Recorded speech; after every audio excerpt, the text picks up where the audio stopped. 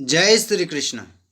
नमस्कार दोस्तों, स्वागत है आप सभी का हमारे चैनल भक्ति ज्ञान में। दोस्तों, आज हम आपको श्रीमद् भागवत महापुराण के 12वें दिन की कथा का श्रवण करा रहे हैं, जिसमें हम नारद जी के पूर्व चरित्र का शेष भाग जानेंगे। श्री सूत जी कहते हैं, सौनक जी, देवर्षि नारद के जन्म और साधना की बात सुनकर सत्यवती नंदन भगवान श्री व्यास जी ने उसने फिर यह प्रश्न किया। श्री व्यास जी ने पूछा, नारद जी, जब आपको ज्ञानोपदेश करने वाले महात्मा गण चले गए तब आपने क्या किया? उस समय तो आपकी अवस्था बहुत छोटी थी। स्वयंभव आपकी शेष आयु किस प्रकार व्यतीत हुई और मृत्यु के समय आपने किस विधि से अपने शरीर का परित्याग किया? देवर्षि, काल तो सभी वस्तुओं को नष्ट कर देता है। उसने आपकी इस पूर्व कल्प की स्मृति का कैसे नाश नहीं किया?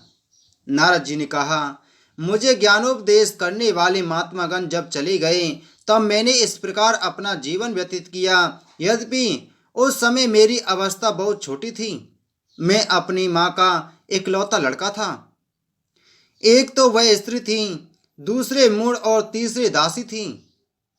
मुझे भी उसके सिवा और कोई सहारा नहीं था। उसने अपने को मेरे स्नेह पास से जकड़ रखा था। जब मेरे मोक्ष क्षेम की चिंता तो बहुत करती थी, परंतु पराधीन होने के कारण कुछ कर नहीं पाती थी। जैसे कठपुतली नचाने वाले की इच्छा के अनुसार ही नाचती है, वैसे ही यह सारा संसार ईश्वर के अधीन है। मैं भी अपनी माँ के स्नेह बंधन में बंधकर उस ब्राह्मण बस्ती में ही रहा। मेरी अवस्था केवल 5 वर्ष की थी। मुझे दिशा, देश और काल में संबंध में कुछ भी ज्ञान नहीं था। एक दिन की बात है, मेरी माँ गौ दुहने के लिए रात के समय घर से बाहर निकली। रास्ते में उसके पैर से सांप छू गया। उसने उस बेचारी को डस लिया। उस सांप का क्या दोस्त, काल की ऐसी ही प्रेरणा थी। मैंने समझा भक्तों का मंगल चाहने वाले भगवान का यह भी एक अनुग्रह ही है। इसके बाद मैं उत्तर दिशा की ओर चल पड़ा। उस ओर मार्ग में मुझे अनेकों धन धान्य से संपन्न देश, नगर, गांव, अहिरों की चलती फिरती बस्तियां, खाने खेड़े, नदी और पर्वतों के तटवर्ती पड़ाव, वाटिकाएं, वन उपवन और रंग बिरंगी धातुओं से युक्त विचित्र पर्वत दिखाई पड़े। कहीं कहीं जंगली वृक्ष थे, जिनकी बड़ी बड़ी शाखाएं हाथियों ने तोड़ डाली थीं। शीतल जल से भरे हुए जलाशय थे, जिनमें देवताओं के काम में आने वाले कमल थे। उन पर पक्षी तरह तरह की बोली बोल रहे थे और भौरे मंडरा रहे थे। यह सब देखता हुआ मैं आगे बढ़ा। मैं अकेला ही था।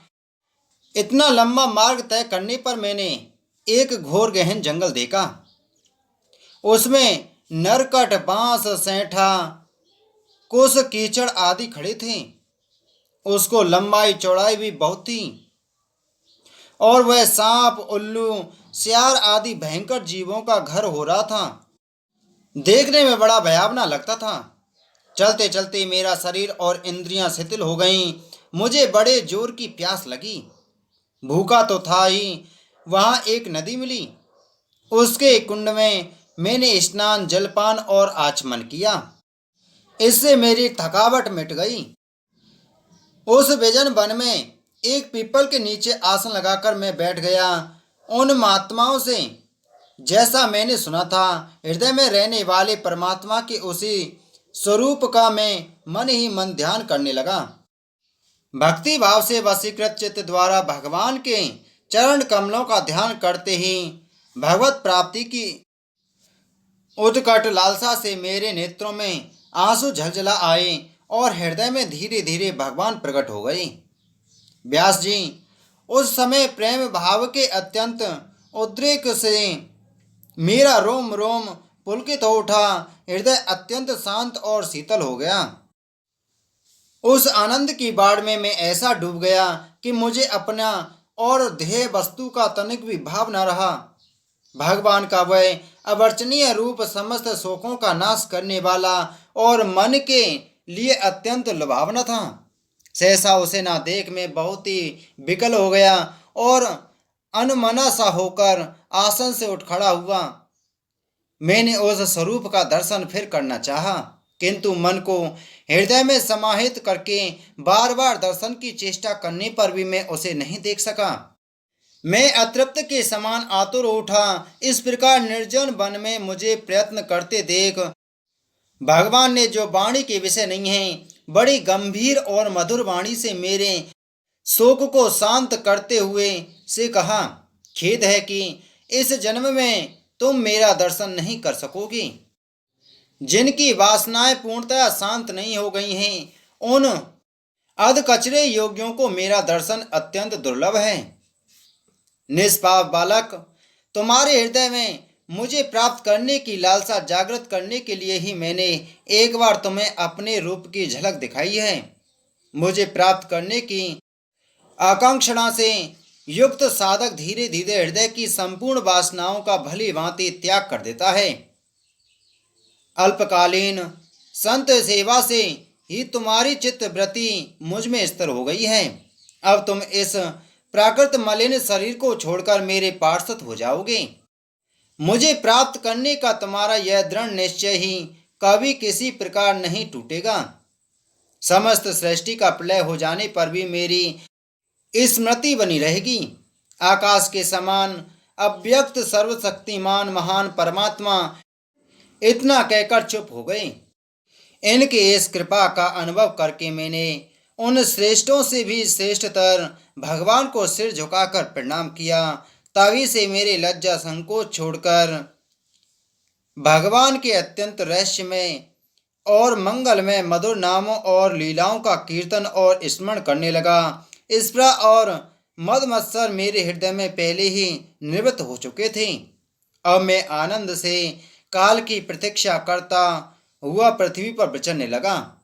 व्यास जी, इस प्रकार भगवान की कृपा से मेरा हृदय शुद्ध हो गया, आसक्ति मिट गई और मैं श्री कृष्ण परायण हो गया। कुछ समय बाद जैसे एकाएक बिजली कौंच जाती है, वैसे ही अपने समय पर मेरी मृत्यु आ गई। मुझे शुद्ध भगवत पार्षद शरीर प्राप्त होने का अवसर आने पर प्रारब्ध कर्म समाप्त हो जाने के कारण प्राच्य भौतिक शरीर नष्ट हो गया।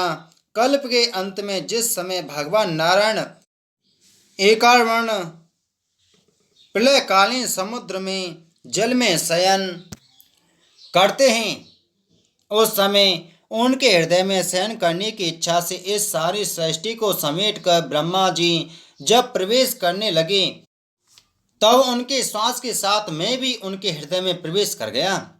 1 सहस्त्र चतुर्युगी बीत जाने पर जब ब्रह्मा जगे और उन्होंने सृष्टि करने की इच्छा की, तब उनकी इंद्रियों में से मरीचि आदि ऋषियों के साथ मैं भी प्रकट हो गया। तभी से मैं भगवान की कृपा से वैकुंठ आदि में और तीनों लोकों के बाहर और भीतर बिना रोक टोक विचरण किया करता हूँ। मेरे जीवन का व्रत भगवत भजन अखंड रूप से चलता रहता है।